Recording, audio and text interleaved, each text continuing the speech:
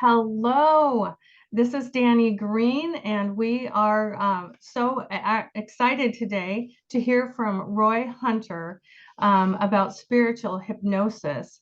I'm actually going to pin myself right now so that you have this, and then I'll pin Roy in just a moment. So thank you so much for being here today. Well, I want to show you a book that I bought from Roy, The Art of Spiritual Hypnosis, and you can see all the different editor, all the people that contributed to this book. So we're so excited to hear that content today. And mine is a signed copy. That's exciting. The other thing that we have is the NGH puts out a periodical throughout the year. And so being a part of NGH is really important for not only that information, they have a conference in August every year. Also, I have my hypnosis insurance through NGH, which became something that I wanted to add to my practice. So those are all the reasons to belong to NGH. And NGH-WA is the local Washington chapter. And we're so glad that we're meeting today on Zoom because the libraries are closed. We have been library hopping for the last few months, and we are hoping for a location to settle down to one location in the new year. So I want to begin this presentation today with a very just heartwarming story about Ray Hunter. So I came across an article that Roy Hunter wrote in May 29th, 2013 called "Who Was Charles Tebbetts?" And in the beginning of the hypnosis associations, maybe nationally and locally, there was kind of some competition where some of the organizations felt like they had, exclusive right to content or people or whatever. So let me name all the associations that were active prior to this date that this article was written: NGH, WHA, ACHE, HECA, and okay, so those were all the organizations that were prominent. But, and I'm quoting now the article, but since NGH had a policy of building bridges with members of other hypnosis associations, Roy Hunter was the first one to invite NGH and WHA, which would be the Washington Hypnosis Association, together for a meeting. And it had been Charles Tebbetts' heart this whole time to join these people together, but Roy was the brave one that did it. And when Charles saw these groups coming together, he said, "I thought this was impossible, but now I know it's possible." So isn't that so exciting that, Roy's professional experience and action really blessed Charles Tebbetts? So that's super exciting. So then Charles went around and spoke at various associations after that. But in the NGH conference in August of 1992, Charles Tebbetts was experiencing a heart attack, heart, pain right before he was supposed to speak. And he asked Roy to speak for him on his part work curriculum for the workshop, which of course Roy, even though he was so concerned about his friend and colleague, he did. He spoke, he took his session for the conference, and Charles passed away during that session. So that just such a heartwarming story, how Charles just really passed the baton to Roy in so many ways. And Roy has just really spent his life doing hypnosis and building community and just making such a difference for Washington State hypnotherapists and hypnotists, and not only state level, national level, and throughout the world. So let's just give a round of claps or thumbs up for Roy as I now pin him to the main presentation screen. so that he can begin his presentation today. Thank you so much for being here. Thank you for that intro, Danny. I feel like before I start my presentation on spiritual hypnosis, I should tell you the rest of the story. Good. When Charlie Tebbets decided he had his fill of hypnosis politics, he asked me to take over his organization. And I told him that I would do that provided we could merge with the NGH. And I became the founding chapter president for the Pacific Northwest chapter of the NGH. Many of you might not have known that, but I was president for 2 years of the first NGH chapter here in Washington State. And my goal was to create more unity. So we had our chapter meetings in Auburn once every 3 months instead of every month. And we averaged 40 to 45 people at the chapter meetings. And I think our record high was over 60 one time when we had a really good speaker. And prior to 1992, we used to have conferences every year. However, because there was so much disunity, the Washington Hypnosis Association always had their conference, their annual conference, either 1 week before or 1 week after our organization. Charles Tebbets used to belong to the ACHE. So it was like the ACHE and the WHA were definitely not cooperating. And I wanted unity. So I went to the board meeting of the WHA and suggested that we have a joint conference instead of competitive conferences. And one of their board members looked at me and said, well, why should we let you tell us what to do? And do you want to be chief? I said, no, you only need one chief. And I looked at the president of the WHA and I said, I believe that should be you, but I'm willing to do whatever you want me to do to help make this a successful event. And we had annual conferences during the 90s. And then after I was no longer president of the chapter, about 3 or 4 years later, somebody overspent on the conference and lost a lot of money. And that was the end of the conferences until until this year when Jim Kellner started more conferences. And I hope that it becomes as successful as it was in the 90s. At any rate, at the conference on the East Coast, the NGH annual conference, it was about halfway through my presentation that I was doing for Charlie, where he passed away. And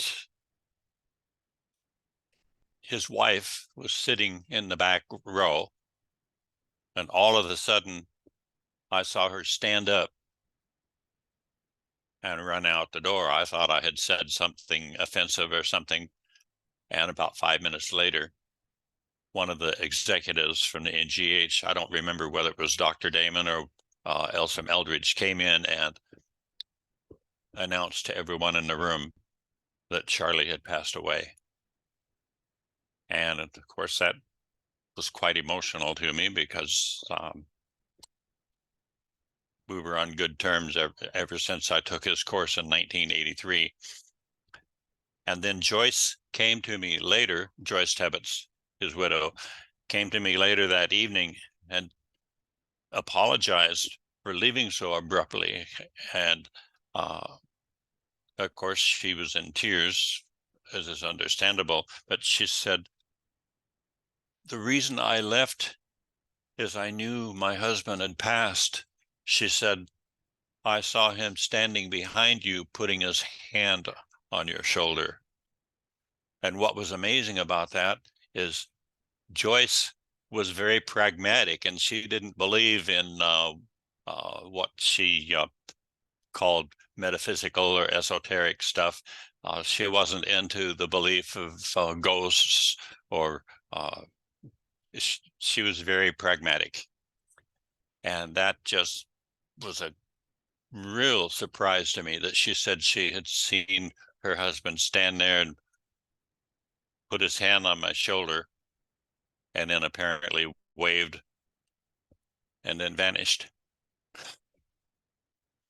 And I believe I can count on one hand a number of times I've ever mentioned that in a presentation. But since you brought it up, I thought I would tell you the rest of the story. Okay, so I want to give all of you who are here live a gift, but how do I put a PDF in the chat box?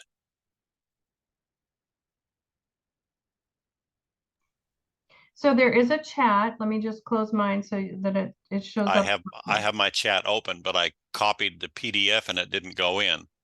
So there's a send button too. So click that blue button, send. To There's like an everyone. arrow. Okay. I'm going to click on chat again. And so I put a link to the article that I was referring to. And now, so you'll see, Roy, that it should be a blue square that says everyone. And then you would copy and paste it into that, underneath that. And then there should be a blue button that you can also send. So we're going to have Q&A at the end. So if you don't manage that right now, you can go ahead and begin. And at the beginning of Q&A, we'll pick that up again. So. Okay, what I wanted to gift all of you is Experiencing Spiritual Hypnosis, Book 2, the Spiritual Hypnosis series. I tried copying it and pasting it, and that didn't work. And then I tried dragging it in there, and that didn't work either. So if I'm not able to get it in the chat box, can I email it to you? And if you have a record of everyone who is here. Yes, everyone that's here would have to put their email address in the chat for me to do that. But also Faith added, there's a small square that says file when you hover over it. So you're right. So underneath the chat box on the very bottom, there's kind of a, I see. yeah. So click that and see what that will give you. Okay. I have never clicked on that. Thank you, Faith.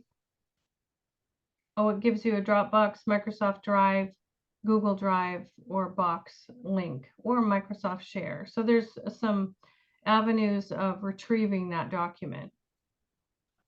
That's not working. Well, let me get into my presentation and deal with this at the end. Okay, great. Thank you so much. Okay. What I consider spiritual hypnosis is any time a client is able to access divine wisdom from God or higher power, higher self of the light. And whether you want to call him or her or them God, Goddess, Christ, Holy Spirit, universal love, divine source, it's gone by many names through the years, but I actually realize that even though I have a protocol, which I'm going to discuss with all of you, as well as how I discovered it, I consider spiritual hypnosis to be when you receive divine wisdom. And quite possibly one of the most common forms of that has been people when they do past life regressions. And at the end of the regression, instead of simply emerging the client from hypnosis, they ask, what was your mission in that life? And as a result of what you glimpsed at, how will that best benefit you in your current lifetime? Because oftentimes when you ask that question, you get some direct information from the person's higher self or higher power. But I discovered a different form of spiritual hypnosis when I was doing parts therapy. And Charles Tibbets, prior to his passing, asked me to continue his work with parts therapy. And I have done so. I also wrote the book on parts therapy that was published by Crown House Publishing in 2005. Hypnosis for Inner Conflict Resolution, Introducing Parts Therapy. And that's the parts therapy textbook. But basically, it's based on the concept that we all have an inner preschooler, an inner child, an inner grade schooler, an inner high schooler, inner adolescent. We have an inner adult when we become mature. We have an inner parent when we have our first child. And one of the questions I asked Charlie when I took his class back in 1983 was, where do these parts come from? And it's the one question I asked that Charlie didn't have an answer for. He just said, well, we have these parts. But if any of you remember the work of Bradshaw, who was popular in the 20th century, Bradshaw said that we develop these parts as we go through the timeline of life. So it's Bradshaw that said we have an inner preschooler, an inner grade schooler, etc. And I like the fact that Bradshaw answered my question. And back in the 20th century, up until the birth of my first grandchild, I used to say, I have all the parts I want, because some people in the 20th century were creating new parts to take on a job instead of simply mediating with the existing parts. And then after my first grandchild was born, I developed a new part, an inner grandpa. So we develop these parts as we travel through the timeline of life. And for example, most of us probably have an inner protector the first time we get into a fight as a small child.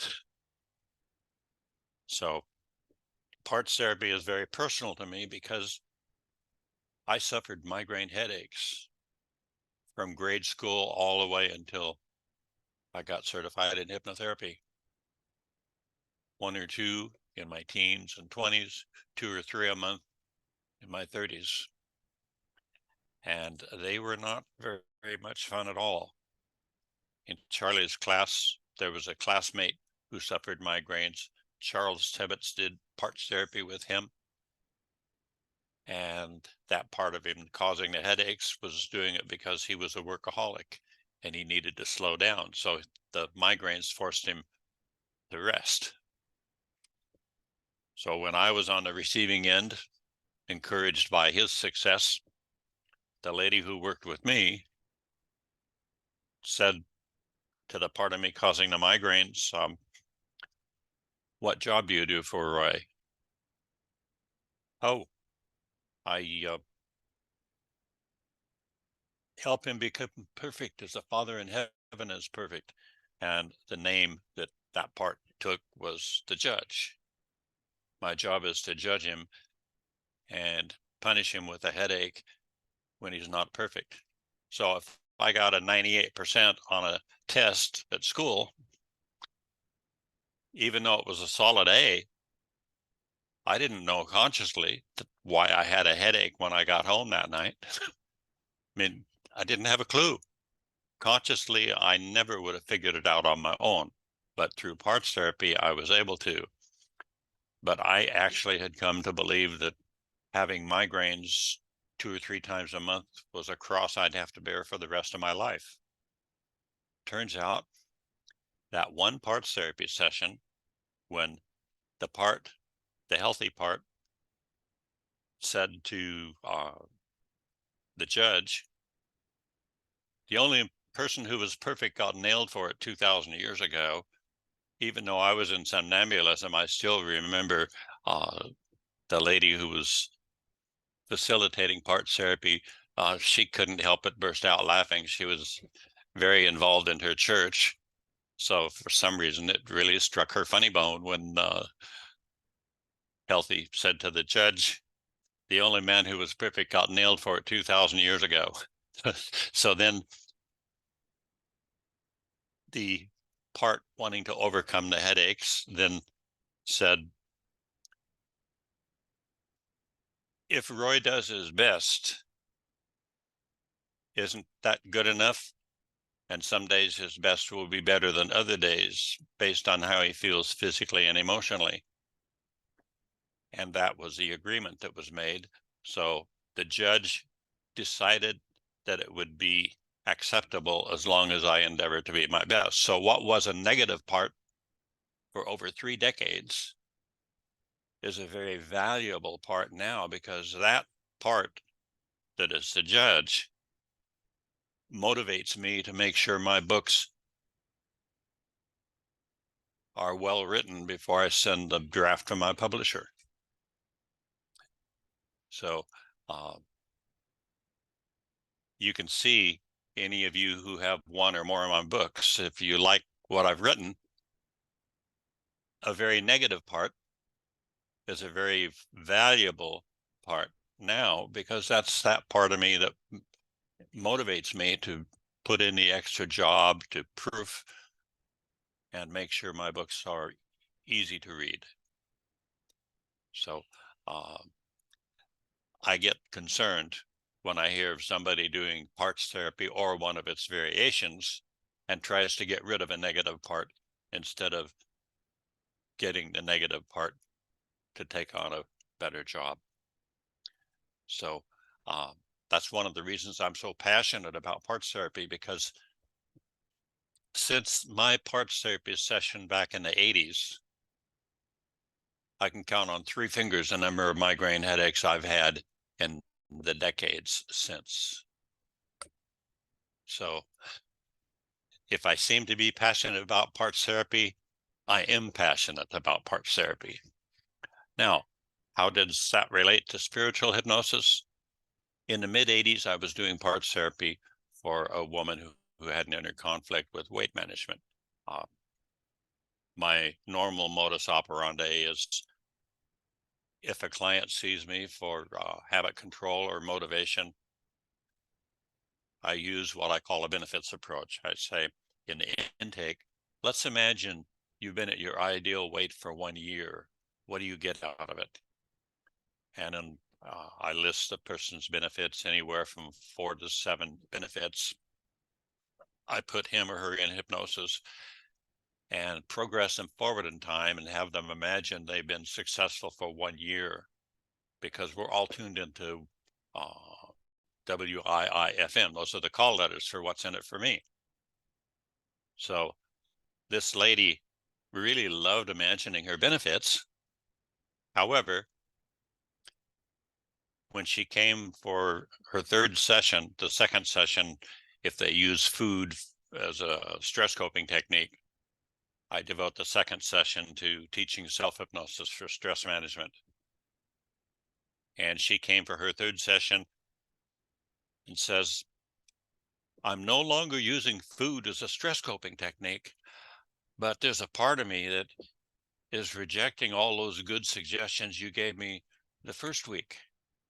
And she said, I just can't help but have dessert after I finish dinner, and yada, yada, yada. So she was a candidate for parts therapy. Problem, the parts would not come to terms of agreement. And then I attempted to call out another part, but that part of her that loved to overeat intimidated the other parts into silence. So I did my own peaceful place trigger and said to her, take a deep breath and go way down, deeper and deeper. And then as I'm doing that, in my mind, I am silently asking God for some intuitive guidance. And I suddenly flash on the fact that during the intake, she mentioned that she was very involved in her church. So purely on intuition, I said, whatever part of you is most closely connected to God or Christ or Holy Spirit, that's a very, very important part of you. And when you're willing to come forward and provide some words of wisdom to help us pass this impasse, please move the yes finger or say, I'm here. Prior to my asking that, the two parts were arguing. There was great stress in their voice, and it was becoming very obvious to me that both of those parts were angry. In a goddess-like voice, I am here. And I said, thank you. What name or title shall I call you? You may call me Holy Spirit. And Holy Spirit told the two parts what to do, and her inner conflict was resolved within minutes, and the pounds started peeling off gradually. So that's how I discovered the use of parts therapy in spiritual hypnosis. I've used different names over the years and finally settled on Spirit Trek. My wife and I are both avid Star Trekkies. So I settled on the name Spirit Trek for that particular variation of parts therapy. And I will go through my protocol with you, and I will actually do a group demonstration with all of you who wish. What happened at the time is, even though I wasn't allowed to use a name, there's no reason why she can't talk about it. So within 2 or 3 weeks, she referred a friend or family member, I don't remember which, who said, can you do that parts therapy variation where you call out a spiritual part? And then the referrals started coming. I was teaching a course at Tacoma Community College starting in 1987, but I never brought up the Spirit Trek part because one of the strengths of teaching a 9-month course at Tacoma Community College was that it was secular. So I kept the course secular, and I added more credibility when, after Charlie passed away, when I wrote The Art of Hypnosis and The Art of Hypnotherapy. Those two books were written to span my 9-month course at the college. And then I spoke at a ministerial conference in the early 90s in Louisiana with the late Art Winkler and his wife, Pamela Winkler. And at lunch, I mentioned spiritual hypnosis, and Pam Winkler immediately said, oh, Roy, you need to write a book about that and bring it out of the closet. And I looked at her, I said, the strength of my course at Tacoma Community College is I keep it secular. And she said, well, it's your life path to bring that out of the closet someday. So the frequency of requests for spiritual hypnosis increased gradually throughout the rest of the 20th century. And then finally in 1999, when I was teaching a 2-day parts therapy workshop in Dublin, Ireland, I brought spiritual parts therapy out of the closet for the first time. And the response was unanimous.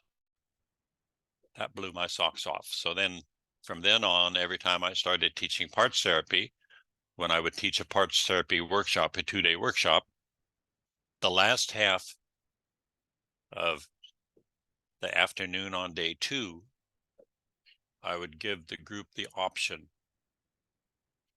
of letting me discuss spiritual parts therapy. And only once did the people not want it to happen. That was one year, I think in either 03 or 04 at the NGH. For some reason, there were some skeptics, and the skeptics outnumbered the people who were open-minded towards it. But from 1999 on, every time I have taught a 2-day parts therapy workshop, I devote the last half of the last afternoon on spiritual hypnosis. And eventually, Pam urged me to write a book, And I thought, well, the chapter on the undiscovered country in the parts therapy text mentions spiritual hypnosis. And I was encouraged by the fact that pioneers of other variations of parts therapy also discovered spiritual hypnosis. Gordon Emerson, who was a protege of the late John and Helen Watkins, who originated ego state therapy, Gordon Emerson made the same discovery. And I actually had the privilege of meeting Gordon Emerson when I taught parts therapy in Melbourne, Australia. I had no idea that he lived in Australia until he showed up at my parts therapy workshop in Melbourne.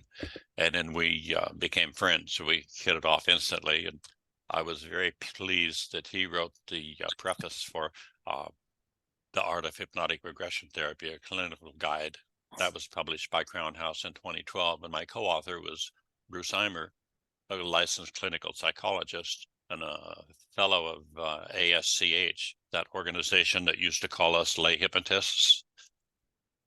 The fact that Bruce and I co-authored that book together helped build a bridge between psychology and hypnotherapy. And that is something I'm very grateful for. So he's a retired pain psychologist. Now he has a psychology and hypnotherapy practice in Florida.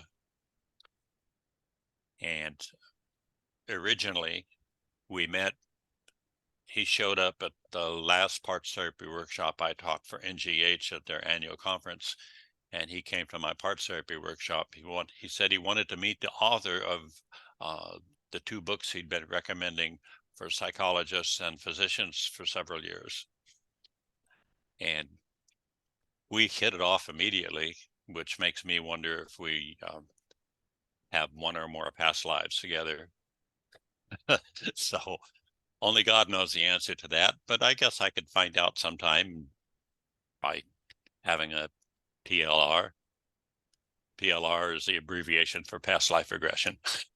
So at any rate, we ended up co-authoring another book several years later, because being a pain psychologist, he did a lot of pain management hypnosis. And what got me into hypnotherapy partly was I suffered a permanent back injury in 1982, and hypnosis helped me tame the chronic pain to a tolerable level after the doctors told me that I would be on daily pain medication the rest of my life. So I've suffered chronic back pain for 41 years, but I rarely have to take even an over-the-counter medicine thanks to self-hypnosis. So that, plus the fact that I worked part-time for 7 years doing pain management for hospice patients at the Franciscan Hospice in Tacoma, Washington, Bruce persuaded me to co-author his book, Taming Chronic Pain. So you can get that on his website. I'll type that in.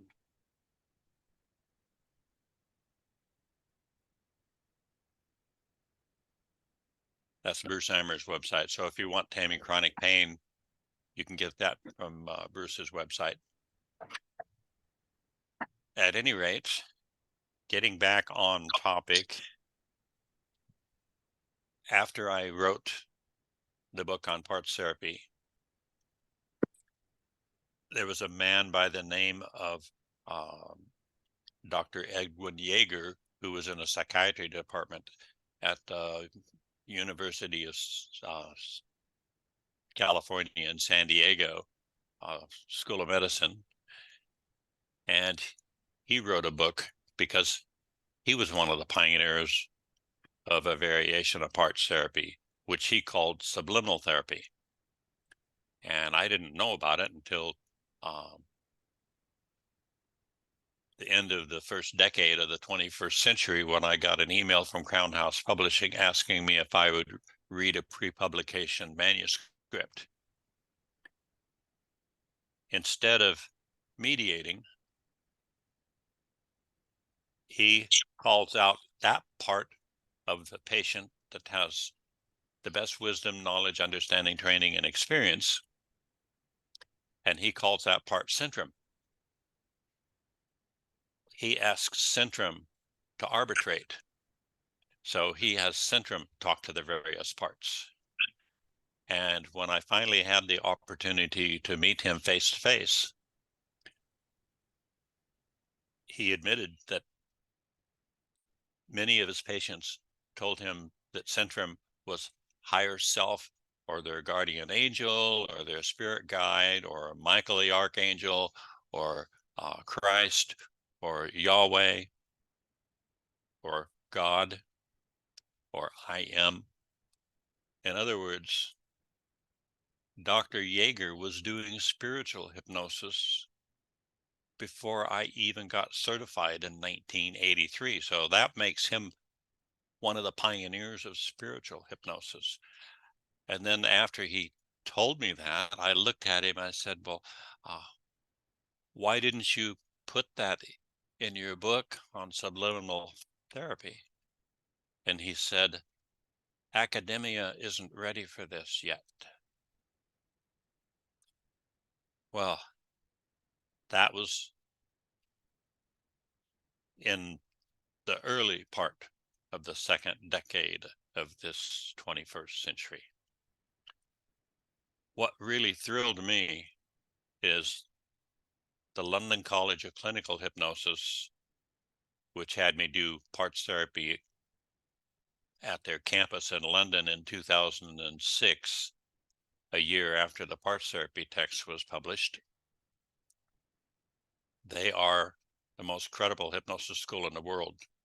I learned that when I taught parts therapy in Singapore over a decade ago, and the psychiatry department of one of the major hospitals in Singapore sponsored that workshop, and I found out from them how credible the LCCH is.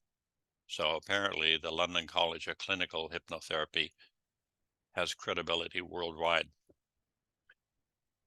And I was pleased when they had me do parts therapy January of this year online via Zoom. They, to my pleasant surprise, unanimously wanted me to spend the last half of day 2 on spiritual hypnosis. And if I could go back in time, I'd love to tell Edwin Yeager about it, because they were so enthused with that. On May 13th of this year, I taught a full day workshop for the LCCH on spiritual hypnosis. So academia is now open. And that encourages me greatly, because in the 20th century, there were some hypnotherapists that had discovered spiritual forms of hypnosis, accessing divine wisdom. There is a much greater percentage of people in our profession today than even 10 years ago. 10 years ago, there were more than in the 20th century. But today, so many more people in our profession are open to the concept of accessing divine wisdom. And my protocol is, if you could ask God or your perception of higher power one question and get an immediate answer, what would you ask? And it should be an open-ended question, not a yes or no question. So occasionally someone has come to me for spiritual hypnosis saying, I don't know whether I should get into a relationship with this woman or not. I like her, but I'm concerned about yada, yada, yada. Or I've been seeing a man, he seems really nice, but I'm concerned about blah, blah, blah. And of course, my response is, I am not a relationship counselor. But if you want to ask, don't ask God whether you should keep dating him or not. Instead, ask for words of wisdom. like, can you give me words of wisdom regarding my relationship with so-and-so? And one time at a parts therapy workshop, the volunteer wanted spiritual hypnosis, spiritual parts therapy, instead of traditional parts therapy as a demonstration on Sunday afternoon. And he had a yes or no question. He said, well, should I become a full-time hypnotherapist or stay in real estate? And I said, it's important to phrase it as an open-ended question. So he phrased it so that he would have words of wisdom regarding my career. And his higher power part emerged. Higher self told him, what you need to do is gradually make the transition into hypnotherapy and work with another realtor who can be there if your client needs help right away when you have a session scheduled. And as you gradually increase your income in hypnotherapy, you can reduce the time you spend in real estate and eventually be full-time hypnotherapy when your income matches the real estate income. And that's an example I thought I would mention to all of you. So if any of you have a question that you would like to ask your higher power when I do a group journey here in a few minutes, make it an open-ended question. So before we do the group journey, do any of you have questions you would like to ask regarding my protocol? Very good, Roy. Boy, just hearing your life story and all your involvement, you should do a memoir and list all of those key figures in your development as a professional hypnotist. That is just so interesting.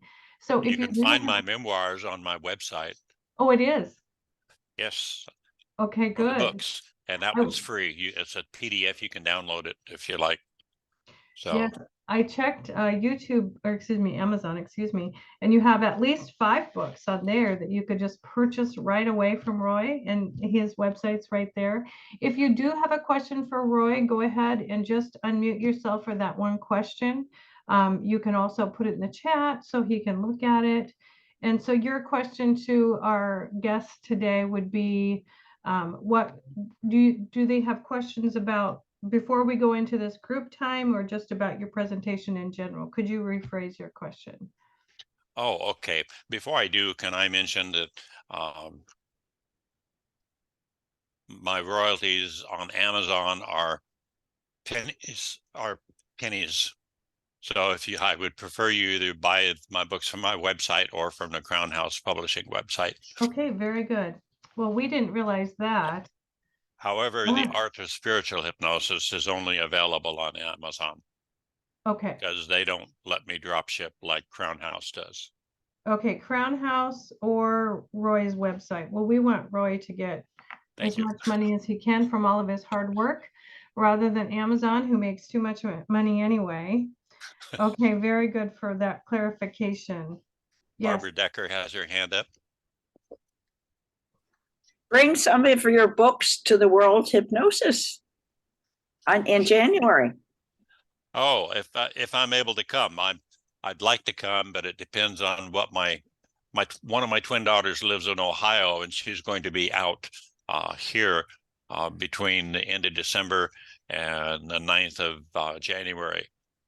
And if that day falls when she's visiting her mother, who lives in Linden, then I'll be able to come. Okay, we'll channel that. We'll just pray that she has something to do that day. Yeah. Yes, if Roy can come to our conference, so we're still confirming that he will bring his books and we can buy it directly from him like I did at the June conference with Jim. In which case I'll autograph them. Yes, great. Yay! Thank you for that, Barbara. Any other questions for Roy? Okay, I'll mention a little bit more about the protocol, because you get to ask one question, but I actually will ask your higher power 3 questions. The second question is, if you get a specific answer, I'll ask, how can client's name best apply this in the coming days, weeks, and months? If you get a vague answer is something like, all will be revealed in due time, or pray and meditate and the answer will be revealed. And I know how those feel when you get a vague answer, because Pam Winkler said, it's your life path to write a book on spiritual hypnosis, Roy. And then I had one of my former hypnotherapy students be my therapist instead of my client.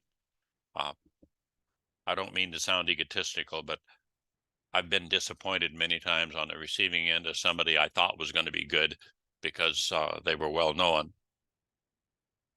But I know the quality of my training, so I'm particular about who walks in my subconscious. So I wanted to know when and how this book would come about. And the answer I got was, all will be revealed in due time. And when it's time to write the book, you will know and know that you know. I had to wait years after that vague answer. And then I got an email from a lady who was a fan of my work, and she said, why don't you ask other hypnotherapists to contribute stories? And before I even finished reading her email, I knew it was now time to write the book. So there are over 24 well-known hypnotherapists, most of whom are either hypnosis instructors or authors or both, who contributed case summaries for the Art of Spiritual Hypnosis that you held up earlier. And that it ended up that what my higher power told me back in the first decade of the 20th century was correct. Initially, I thought, after I wrote the parts therapy text, since I had one chapter devoted to spiritual hypnosis, that was sufficient. And turned out in either 06 or 07, one of the ladies who took my parts therapy workshop said, didn't you say that Pam Winkler said you were supposed to write a book? That's only a chapter. Oh, And I looked at her and I said, oh, you are so right. So perfect. but I consider it an honor that the universe chose me to bring it out of the closet. But I'm pleased that others have also brought their spiritual hypnosis work out of the closet as well. Anyway, are all of you ready to experience? Do any of you need more time to get your question either written down or etched in your mind?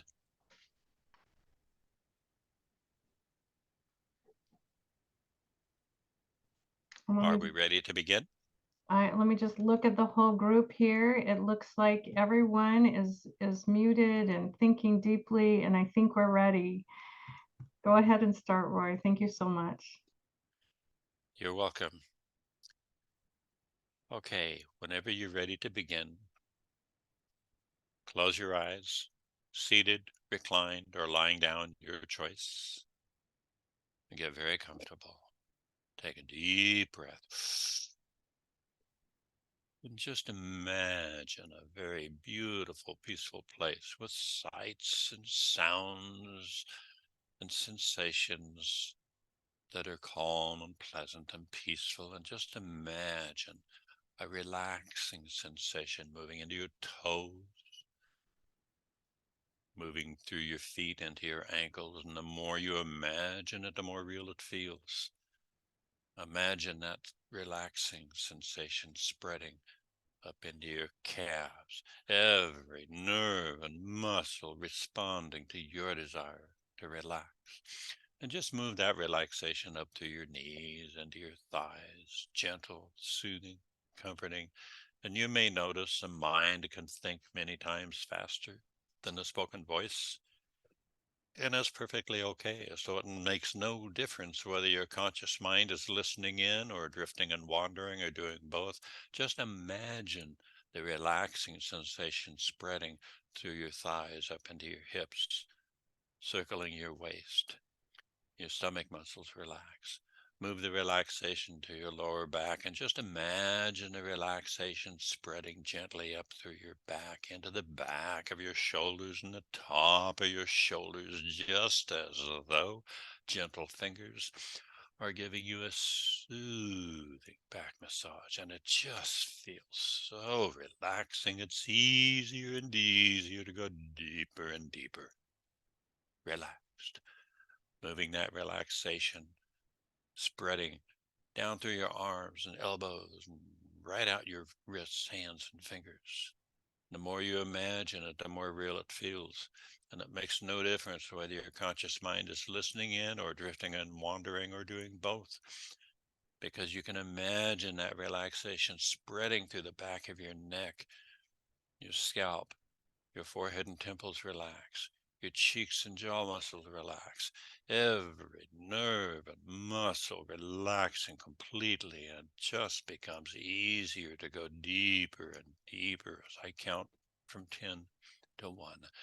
Imagining more vividly a place of inner peace with sights, sounds, or sensations that are so calm and so peaceful that on number 10, it's easier to go deeper, relaxing physically, deeper with each number, deeper with each sound. Number 9, deeper and deeper, relaxing mentally, deeper because you choose responding to my voice. Number 8, deeper and deeper, relaxing emotionally.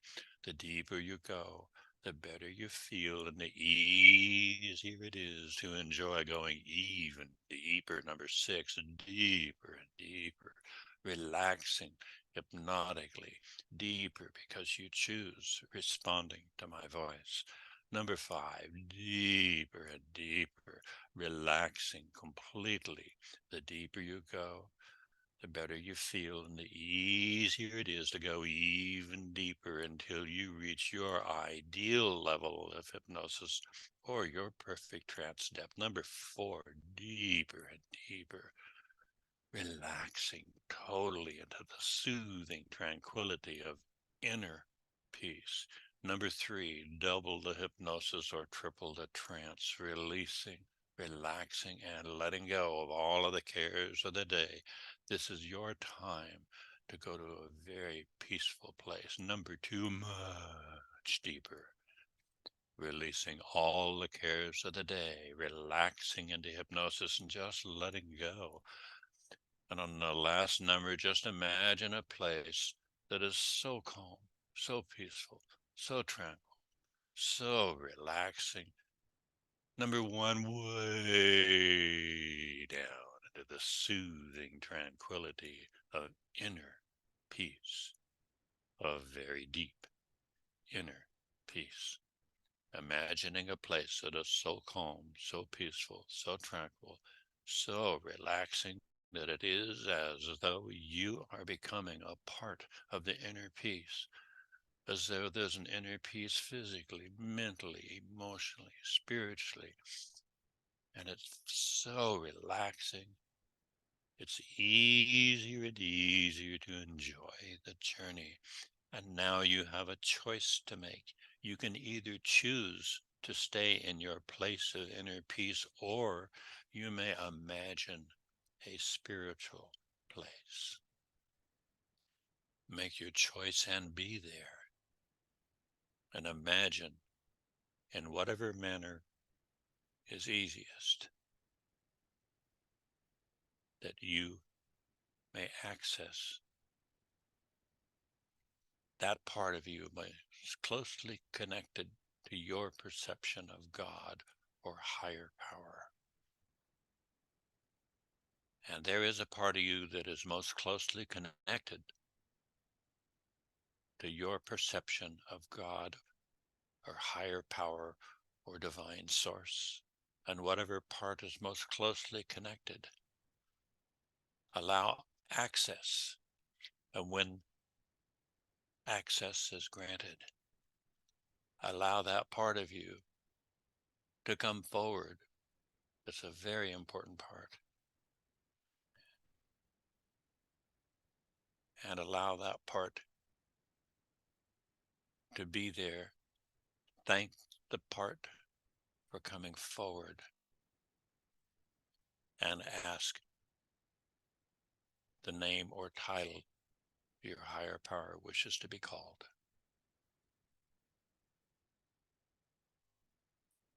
And in your mind, in your imagination, thank the higher power for communicating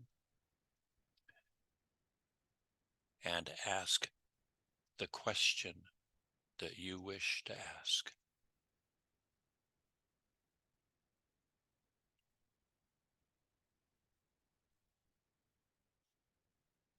And when you have your answer, either nod your head or move a finger that represents your yes finger.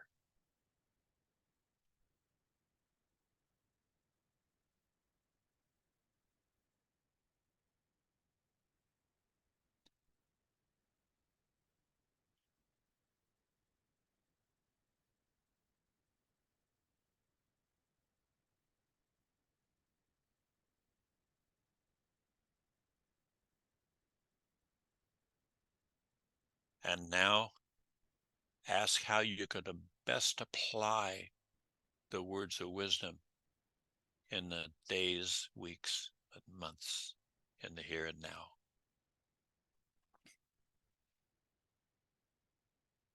If your answer was a vague answer, ask how you can best obtain the answer to your question.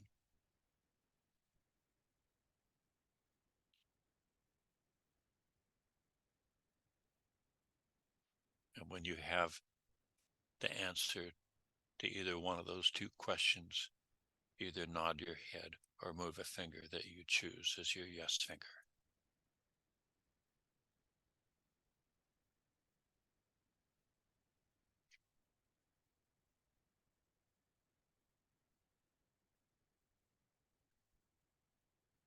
What new information, if any, are you now permitted regarding your current life path or mission in this life? What new information, if any, are you now permitted regarding your current life path or mission in this life?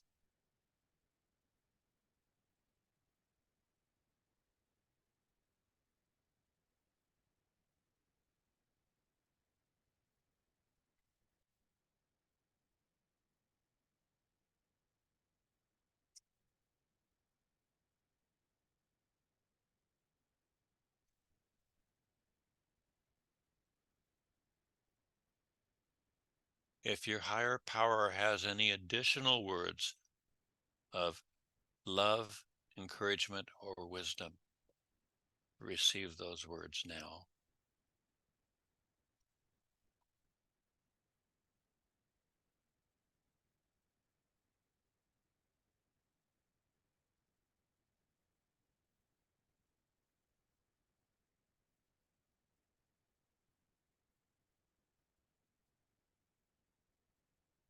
Before concluding this session, imagine yourself applying any words of wisdom given to you by your higher power.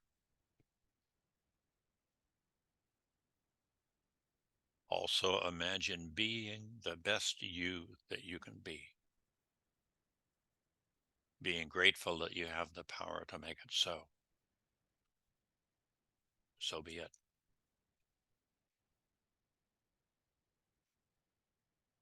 And as I gradually start counting from 1 to 5, come back to conscious awareness, beginning with the number 1. Slowly, gently, imagine feeling the way you wish to feel physically, mentally, and emotionally for the rest of the day. Number 2, more and more awareness, being aware of the surface you're sitting or reclining or lying down on. Number 3, imagine feeling the way you wish to feel physically, mentally, and emotionally. And on 4, give yourself the idea that anytime and every time you get behind the wheel of a motor vehicle, you are totally alert and responsive to any and all traffic and road situations. Eyes open on 5, coming all the way back. When you're ready, eyes open. Thank you. While all of you re-alert yourself, I need to excuse myself for just a short minute. Great. Well, Roy is excusing himself for a moment, which is totally great. If you have something to share that you're willing to share on this recording about what you perceived, I'm just going to share real quickly that I have a block about writing, and it's because I have a deep feeling to stay hidden, like I hid in my room as a child, and I never thought of that. And so then I asked, how do I come out of my room? And I heard one word at a time.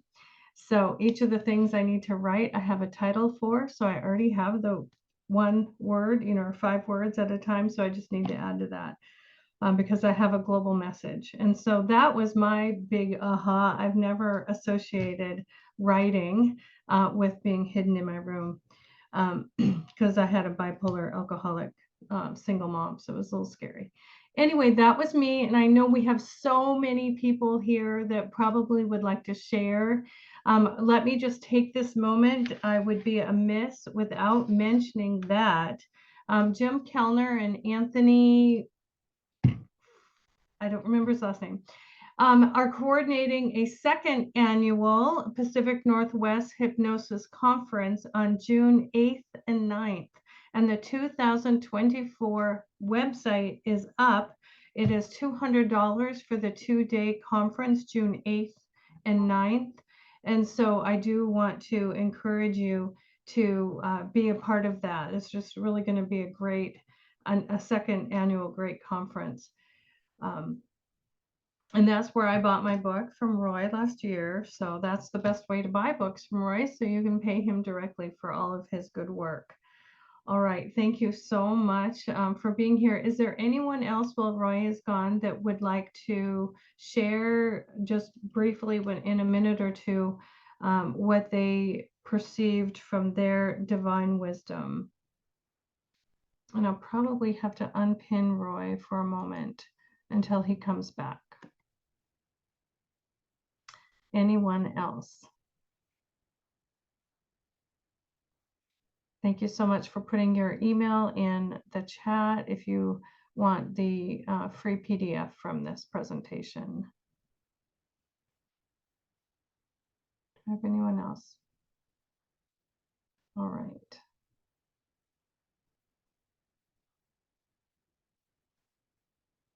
Great. I see that we have someone from the UK. Thank you for being here, Allison. That was amazing. That's amazing that you heard about this. I don't even know what time it is there. I appreciate that. And now Roy's back.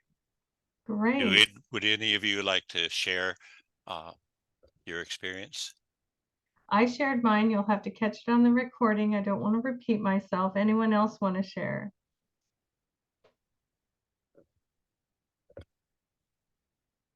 All right, we're being a little shy today, Roy. That's acceptable. Oh, there's a hand. Oh, Barbara, yes, go ahead. Oh, can you unmute yourself? As the years are passing by, it seems to, the field that I work in right now, nobody is noticing it in the Northwest. And I'm wondering if I'm knocking my head against the wall and being persistent in the importance of the gestational period. And I got it loud and clear. Keep teaching. Good. Keep teaching, because it's going to happen. And I do see more eyes. Like our last conference was in October in Denver, and a lot of the talks were on the spiritual side of pregnancy and birthing and the communication between mother and baby. And that's my passion. So I got to keep going. Thank you, That Barbara. reminds me of the last time I taught parts therapy workshop at a hypnobirthing conference. Oh, yes, I was at that one. Oh, you were? Oh. I was there, Roy. That's right. Yep. The one I taught in Washington, D.C.? Yep. I was there. Yeah. Yeah, we're just one big happy family. That's where I bought the book. Oh, thank you. Very, very good. Thank you for sharing, Barbara. Okay, and as I mentioned, if I could interrupt, Roy, that Jax has put the hand up, so I'm going to okay. unmute and go ahead and share. Just finding that. Hi. Thank you, Roy. This is absolutely wonderful. I'm really enjoying listening to you, and I've already learned so much. I have been trying to guess my path for a long time, and I've been through 2 teachers and many other teachers as well, but in different ways. And so I asked, am I on the right path, and how do I further my path? And my question got answered as yes, I'm on the right path. And to further it, I continue what I'm doing, and I will have other teachers that will come along in the meantime to teach me what I need to know, because what I'm focusing on is growing as an individual, learning hypnosis, learning Reiki and energy work to help other people. And I'm starting to find focus in what I'm doing, and I needed that verified, and I got it verified. So this is the first time I've got a true verification, I feel like. So, and I've always believed that the gifts in the Bible are these gifts that we have here. Unfortunately, a lot of people don't agree with that, but that's okay. That's their path. So thank you very much. You're welcome. I consider it an incredible honor and a privilege to teach hypnotherapy.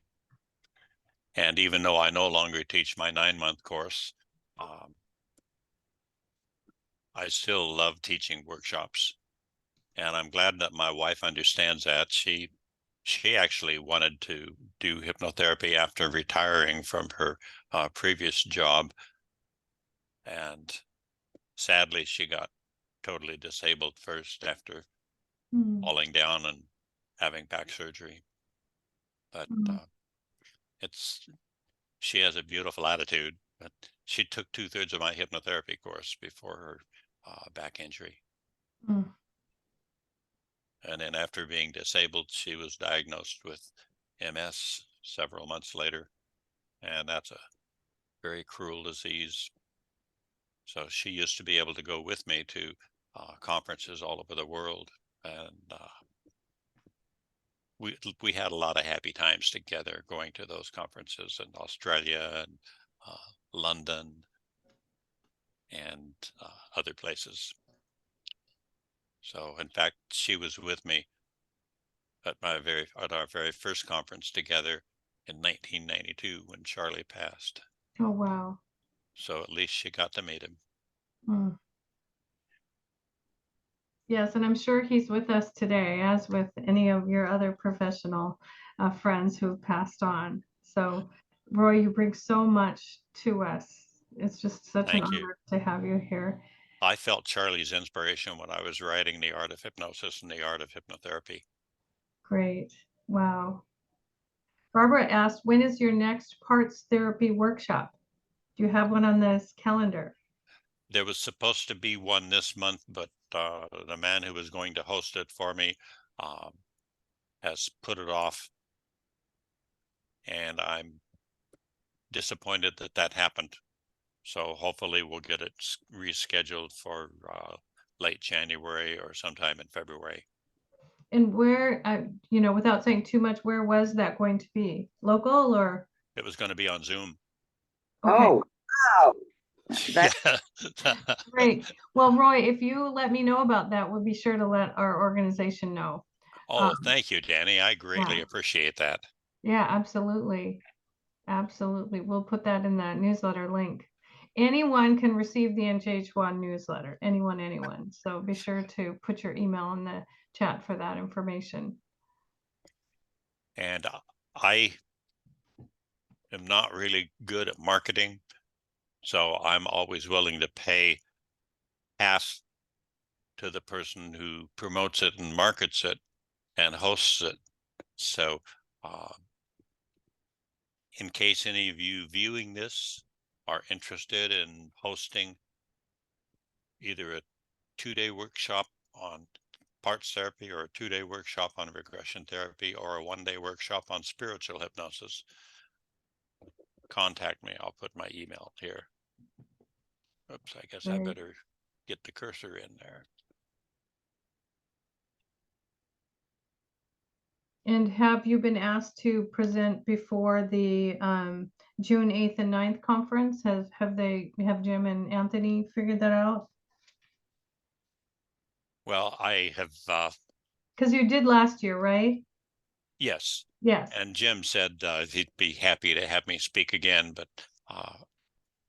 I don't have the presentations yet. I submitted 3 proposals and I don't know which one or ones Okay, they're still that they working have on that. accepted. But Yeah. I've offered to do a 2-day regression therapy workshop post-conference next June, like I did this year. Okay, great. So we'll see what happens. Yeah, absolutely. Super. Okay, so I mentioned that past life regression can also be a form of spiritual hypnosis. So my question to all of you is, would you like to experience a group PLR? Yes. Yes, we're all saying yes. Okay. All right. So this will be hopefully to a peaceful or spiritual past life. Mm. And are you ready to begin? Yes, we are. Okay. Allow yourself to get comfortable, seated, reclined, or lying down, your choice. And when you're ready to begin, eyes closed, take a deep breath and relax. Just imagine sights and sounds and sensations that are calm and peaceful, and imagine a relaxing sensation moving through your toes into your feet. The more you imagine it, the easier it is to feel it spreading through your ankles and up into your calves, every nerve and muscle responding to your desire to relax. Move that relaxation up through your knees and into your thighs, every nerve and muscle responding to your desire to relax. And you may notice a mind can think many times faster than the spoken voice. And that's perfectly okay, because you can still imagine the relaxation spreading through your thighs, up into your hips, circling your waist, your stomach muscles relax. Imagine the relaxation spreading through your lower back, moving gradually up through your back, into the back of your shoulders and the top of your shoulders, just as though gentle fingers are giving you a soothing back rub, and it just feels so relaxing. It's easier and easier to go deeper and deeper. Relaxed. Imagine that relaxation flowing down through your arms and elbows and right out your wrists, hands, and fingers. And the more you imagine it, the more real it feels.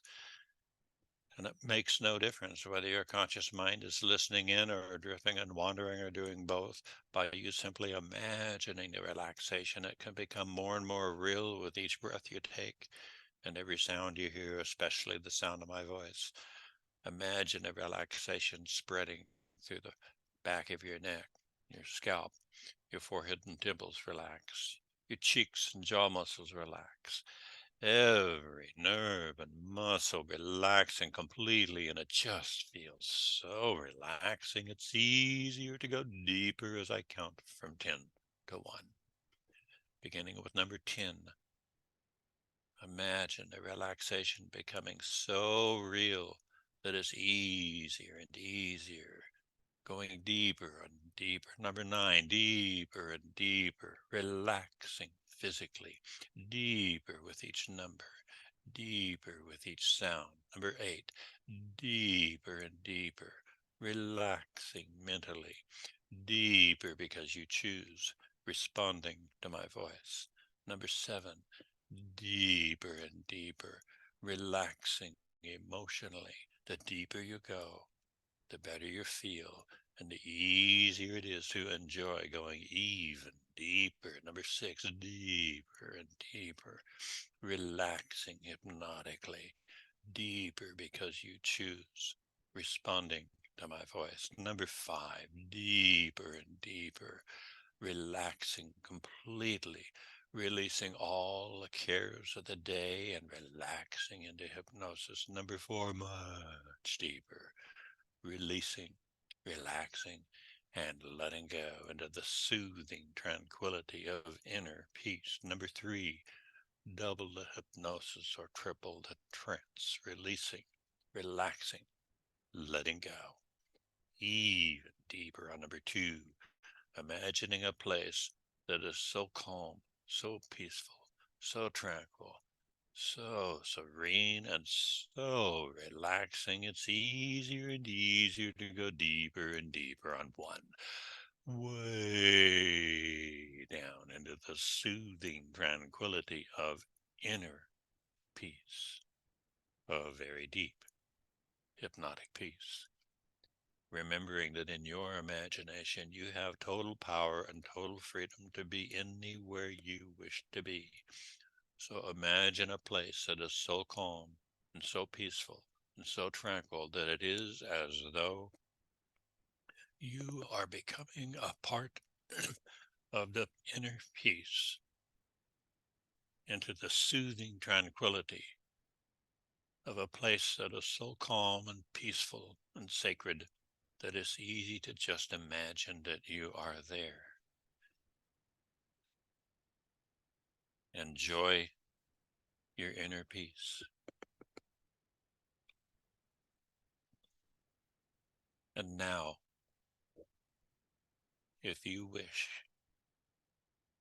you may move through time and space, because in your imagination, you can be anywhere you wish. So imagine a meadow or a peaceful place, and off a short distance from where you are is a river of time. And imagine there's a footbridge across the river of time. And when you cross that bridge, you can go back to another life, another space, another time, another place, another body, another face, to a very peaceful or spiritual lifetime, the choosing of your higher power. And as you approach the bridge, when you are ready to move to another time, another space, another life, another place, another body, another face. Step up on the bridge, hold the handrail if you wish, and imagine you can feel the handrail or hear the river of time or see the time flowing down the river, and across the bridge you step through a mist into another time, another space, another life, another face, another body, another place. The choosing of your higher power, if permitted, to a very peaceful or spiritual lifetime. And as you're walking across the river, approaching the end of the bridge, stepping through the mist, and as I count from 1 to 3, the mist clears. Number 1, imagine what you see, hear, or feel. Number 2, and on number 3, be there. Become aware of what you see, hear, or feel. Become aware of whether you're adult, adolescent, or child.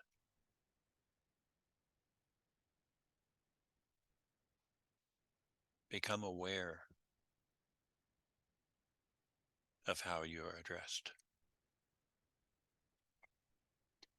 And move forward in time to the next time you eat.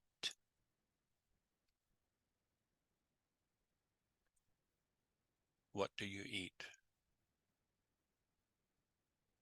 And are you alone or with others?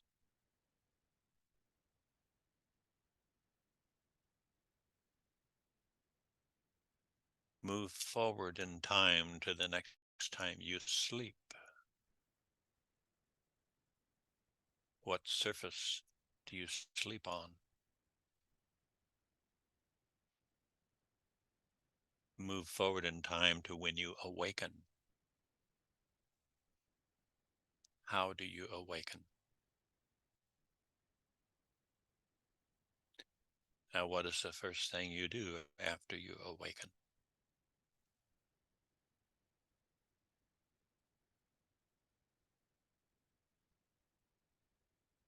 Move forward in time or backward in time to be with the person you respect the most.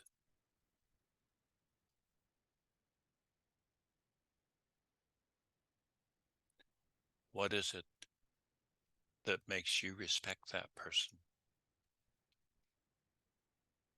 Move forward or backward in time to your greatest teacher. Who is it?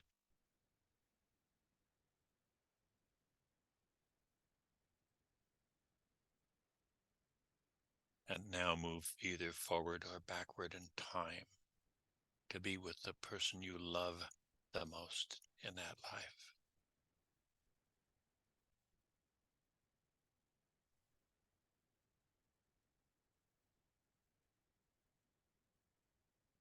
Now move either forward or backward in time to the happiest day of that life. The happiest day of that life.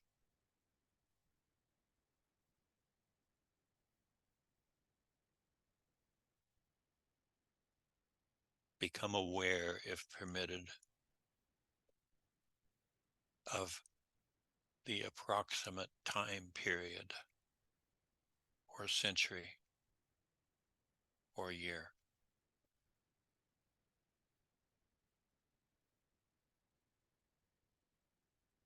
Become aware of what your name was.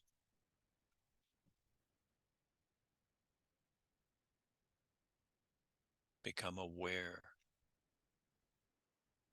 of your primary purpose or job in that life. And now move all the way forward to the first moment of total peace after the transition. The first moment of total peace after the transition in that life.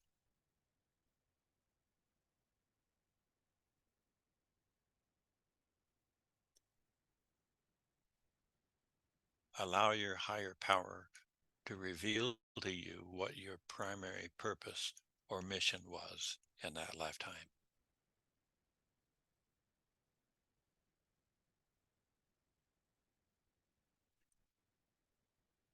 As a result of what you just glimpsed at, how will you best benefit in your current 21st century life?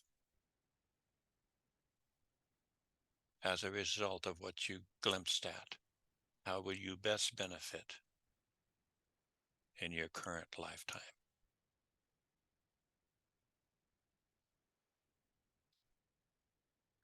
And now come back totally to the current day in the 21st century. And as I start counting from 1 to 5, remember everything you are permitted to remember from this journey. And imagine applying any words of wisdom you were given. Number 1, gradually becoming aware of the here and now, the surface you're sitting on or lying down on or reclining on. And number 2, imagine feeling the way you wish to feel physically, mentally, and emotionally for the rest of the day. And on 3, give yourself the idea that anytime and every time you get behind the wheel of a motor vehicle, you are totally alert and responsive to any and all traffic and road situations. Stretch your muscles on number 4, energy flowing from head to toe. And when you are ready on 5, eyes open, coming the rest of the way back. Thank you for flying the Mindship Enterprise. My goodness, that was amazing. I appreciate the encouragement to drive safely. I don't love driving, so I'm going to use that. I'm going to remind myself that you gave us that direction subconsciously. That's really going to help. Would you like to know how I got that? Yes, I do. Back in the mid-'80s, I was doing the benefits approach on a lady for weight management. And when she came back for session 2, she said, I so loved that session last week that I kept replaying it in my mind on the way home, and I rear-ended somebody. So can you please give me suggestions to stay alert? Oh. I'm so glad that she wasn't the litigious kind, because she could have done a litigation and probably won. But she is the one that taught me to use that. So I've incorporated it. However, if I have a senior citizen come, I'll ask, how did you get here? Or how was traffic? And if they took the bus, then, and I learned that the hard way, because when I worked 7 years for Franciscan Hospice, I went out to somebody's home and gave him that suggestion on the wake up, and he wiped a tear off his cheek and said, my doctor won't let me drive anymore. Ouch. Exactly. And any of us who've made recordings, always at the beginning, we say, please do not listen to this recording while operating a motor vehicle or any vehicle of any kind. You know, we tell them, like, yeah, that's a really good clue to Yep. not do that. Wow. Wow. Right. It's so interesting to hear all your interesting and informative stories. So And I do believe that internalizing that into my own subconscious has saved me from several accidents during my career. yes, very good. I said during the the spiritual hypnosis you did that I'm going to get help writing. And in this past life, I was a writer. And I happen to be, I know this sounds crazy, Emily Dickinson. And so I'm just saying that I saw her life and she's going to help me now. That's all I'm saying. I wasn't Oh, literally her. I saw her life and she's going to help me now. So now I get to study about her and see how she's going to be of help to me. So poetic healing words, that's what I'm all about. All right, we do have 20 more minutes and we do go till noon, and we want to take advantage of everything Roy wants to share with us. Does anyone else have a short story to tell of what they learned about themselves in this last past life regression? I'm going to unpin Roy so we can see everyone. Anyone else have something to share? is that a hand that you have up, Jack? She might be trying to find her mute button. Oh, I'm not sure. Yeah, I'm working on it here. Okay, you're unmuted. Yeah, you're good. Here a while back, I went through a regression where I found myself standing in a doorway in front of a gentleman that was a big man. It was like the 13th century. And I asked him, "Why are you here?" He said, "To protect you." Well, I went right back there and I found myself washing dishes for my mother. I was dressed with a scarf around my head and a very, in that the type of clothes they wore back then, I would assume. And as we went forward in time, I saw myself growing into this person, and I asked what was my purpose in life during that lifetime, and I was a healer. So I asked that as I learn to be that healer again, would you please bring me the wisdom from that lifetime for now, so that I can continue with that, the old time healing and the herbs and so on. And I got the answer to move forward with that and what I'm learning now, and to stay close with my teachers and work diligently with them. Oh, great. So I was thoroughly amazed. Thank you so much, Roy. oh, you're welcome. Very exciting, Jax. Anyone else? We have just time for one more. Okay, SD. Hi, Roy. It's wonderful to see you again. I really enjoyed the past life regression class in June. It was Thank you. wonderful. And yeah, I thought it was a very interesting journey. And I went back to a time when I was a scribe, and they would give you portions of the writings, but not enough for you to understand and know things. But I understood and I knew things and I learned things, and I took those things and I taught other people. And I was severely punished for that. And they took my family away from me. So that was a rather sad time for me to have that experience. And I notice glimmers of that translating into this life, that for me to be a spiritual teacher is a lonely place. And it's like, I'd never understood why that thing has been there, but this is another piece of that puzzle that comes together.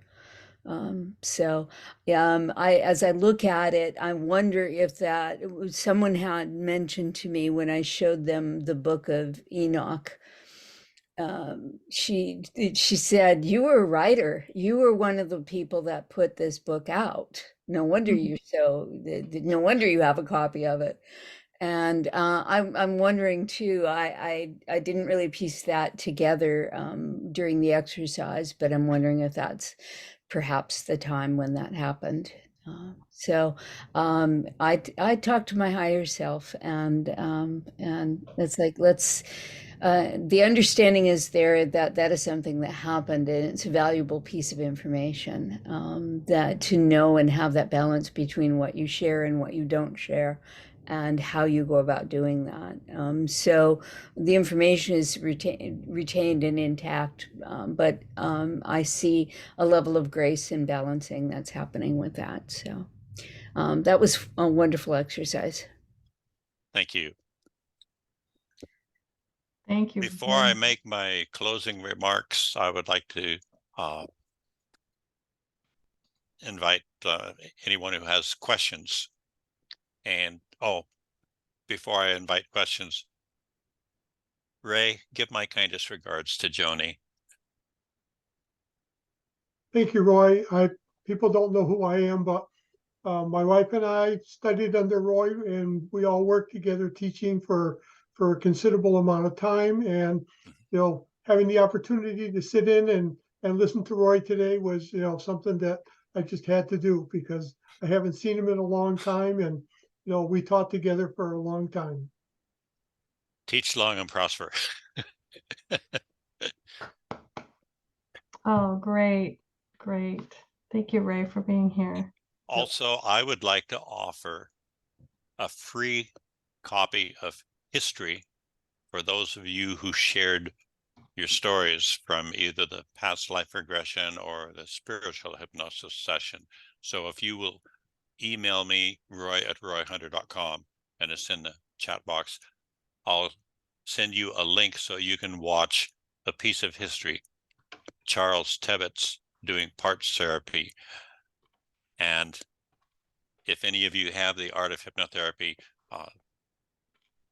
you'll see the transcript of the actual session. But in addition to having the written transcript of it, you can see the actual session, which is a piece of history. And I'm happy to give that to all of you who shared your personal story as a gift, as my way of saying thank you for participating in the workshop. That is so great. Thank you so much. You're welcome. And I'll take some questions now if any of you have a couple of questions, and I'll have to watch the time so I can make my closing remarks. Yes, Faith, go ahead. Hey. Hi, Roy. It's good to see you. During the past life regression, and I've experienced this before, but not this specifically, I was looking for a human life. And all I was seeing was colors and energy. And rather than trying to work on visualizing something human, I let myself just receive what was being shown. I saw a little, like a ball, like an orb of energy, and it was circling. And then it was as if eyes appeared. That's what caught my attention. So I was trying to interpret that. And then I saw me as a man that was a pastor that was not happy. And that was close to when we came back into the room. But I don't know how to interpret the orb part. I have two responses to that. One response is it's better for you to interpret it rather than me. Mm-hmm. But I have seen several different videos, and I also knew a hypnosis instructor years ago who's now on the other side, who claims that some beings are orbs of light.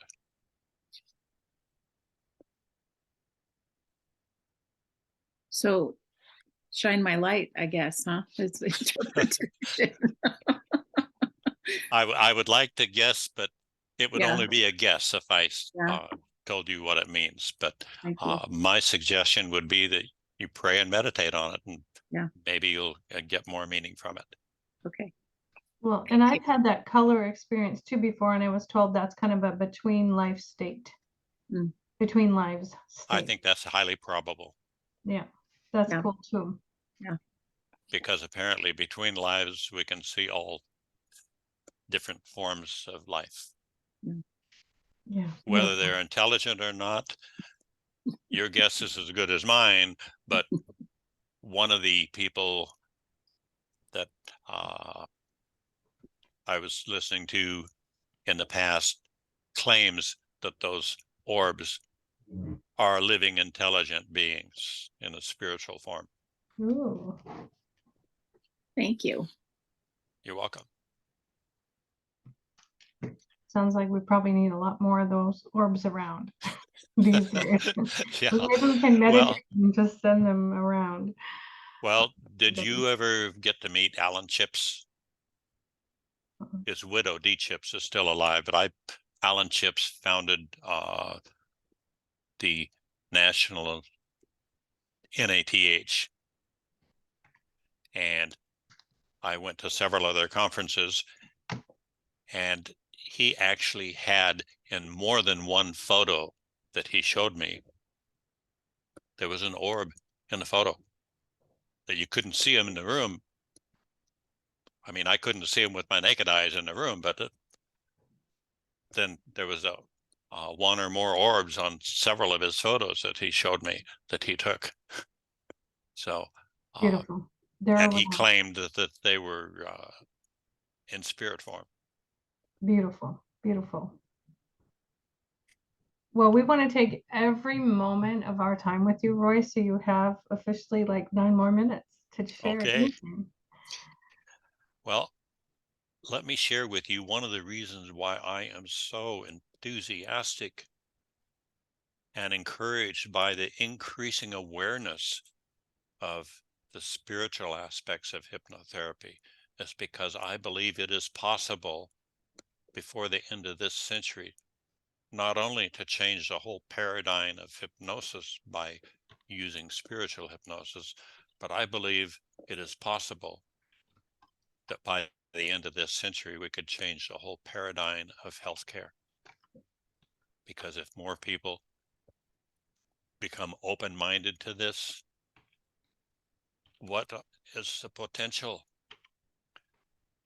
And I'm thinking that during the time of Jesus, when he healed, he said in the latter days, we can do more. Yes. I mean, I was blessed to overcome migraine headaches that I thought would be my cross to bear for the rest of my life. And it only took one session of parts therapy. That, to me, was a life-changing session, which is why I'm so passionate about the benefits of parts therapy. And one of the hypnotherapists that I met overseas when I did a workshop claimed that a lady literally got up out of a wheelchair and started walking after a spiritual hypnosis session. And that brought tears to my eyes, tears of joy. So what is possible? If you go to the website of Dr. Edwin Yeager, and I hope that website is still up, he had a lot of documented successes, and he had a number of successes of people who overcame asthma. Now, I know that allegedly asthma is a life sentence if you get it in middle age, because I got diagnosed with asthma in the mid-90s. And I asked my doctor, how can I overcome this? And he said, when you get asthma in middle age, it's a life sentence. And I looked at him and I said, cancel. He said, what do you mean cancel? You can't cancel medical science. I said, I refuse to accept asthma for the rest of my life. I did not like having to wake up and use the inhaler, and I especially didn't like it when I had to take the internal medicine. So I had one of my former hypnotherapy students do parts therapy on me to find out what part of me caused the asthma. And it was a part of me that didn't like stress that someone else was putting on me at the time. And I won't say who that was, but let's just say it was somebody who was very greedy, and he ended up costing me many thousands of dollars. So I forgave without condoning what that guy did to me, and I forgave myself for believing him. And then within 6 months, I threw the medicine away. And I haven't had an asthma attack in almost 3 decades.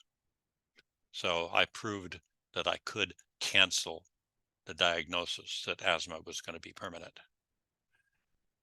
So when you combine parts therapy with spirit trick, the opportunity to access divine wisdom, what are the possibilities? And the best answer I can give you is, I don't know. But I hope I live long enough to see more miraculous healings.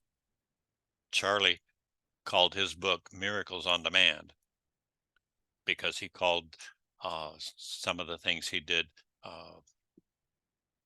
mental miracles. And that reminds me, my next book is Modern Day Miracles. So if any of you want to contribute to that, they're real life miracles. And my first one happened when I was a teenager. My cousin and I were walking back from Mount Baker, and there was a big section of trail where instead of being through the mountains and woods, there was a steep hill about 60 or 70 degrees, rocks several hundred feet down, and the trail started to give way, and a man grabbed my elbow and said, "Watch it, young man, it's a long ways down there." And I thanked him, and then my cousin, who was about 4 feet behind me, said, "Where'd he come from?" And he suddenly vanished into thin air. So it was either an angel or an ET. And to this day, I don't know which, but I wouldn't be alive if it weren't for that angel stopping me from an early death at 14. So that's the kind of miracle that I'm looking for. So if any of you have stories that can't be explained by science or modern day physics, I'm in an anthology on modern day miracles. And if you have a story and choose to share it, you can either A, have your name and contact information, email or website or both, or B, name only, or C, anonymous. Like I have one story that is so amazing that it would be hard to believe. And basically an accident where a car phased through a truck that should have been T-boned. And the person who contributed that wanted it to be anonymous because of the risk of friends or family thinking that he was out on a limb somewhere. So if your miracle would be hard for some people to believe, you can make it anonymous if you want, but I'll still put it in the book. But you need to let me know whether you want your name and website or email or anonymous when you send it in. And hopefully that book will inspire more people to be open to the probability that we do have a higher power in the universe. And this, I think, we're still at the beginning of the evolution of spiritual hypnosis. And only God knows how far it will go. But I'm thrilled at how much it's grown since I discovered it in the mid-80s. I mean, it's escalated way beyond where I thought it would be now. And I think if this growth keeps accelerating, the sky's a limit. Doesn't say it all. Maybe I should say the universe is a limit. Thank you all for coming, and may you practice long and prosper. Thank you so much. Thank you so much, Roy. And, you know, all of our practices of hypnosis are going to continue to grow and change the world. And thank you so much for being such a huge part in that. Thank you. It's been an honor and a privilege. And while I'm thinking about it, if I send the PDF of that Experiencing Spiritual Hypnosis to you, can you make sure everyone who was online today gets a copy? Yes, yes, I will. Yes, I will. And be sure to put your email address in the link. And we've even got someone coming in. Anna's coming in, and Anna Margalina's coming in late. Let me just unpin. I'll stay on for another couple minutes to have you all put your email address in the chat. Hi, Anna. Hello. We're just ending our meeting today. Let me mute Anna for a moment as I wrap up. Okay, I can stay on for a few minutes. If you want that PDF from Roy, please put your email address in the chat. I won't be able to get it done today exactly, but I'll work on it tomorrow, and I'll be sure that you get that. We're just getting, thank you, Roy. Good to see you. We're just so happy to be with you and to learn from you. And yeah, great.